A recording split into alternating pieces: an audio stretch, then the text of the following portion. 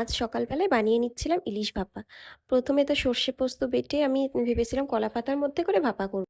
কিন্তু মিক্সিতে দেওয়ার সময় একটু জল বেশি দিয়ে দেওয়ার কারণে পাতলা হয়ে গেছিলো বলে আমি বাটিতে ভাপা করেছিলাম কলা পাতা ঢাকা দিয়ে।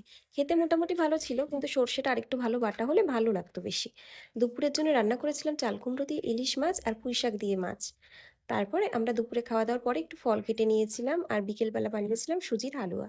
তারপরে আমাদের এখানে গণেশ পুজো হচ্ছিল, ওখানেই আজ ভাসান ছিল, সেখানে একটু গিয়েছিলাম।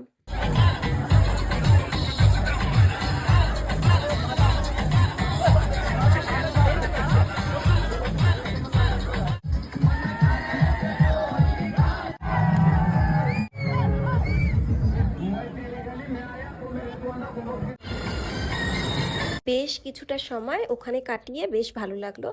আজকে মন্দিরটা ফাঁকা হয়ে গেল, অনেক দিন ধরে পুজোটা হচ্ছিল তো। বাড়িতে এসে বানিয়ে নিয়েছিলাম কুমড়ো আলুর তরকারি।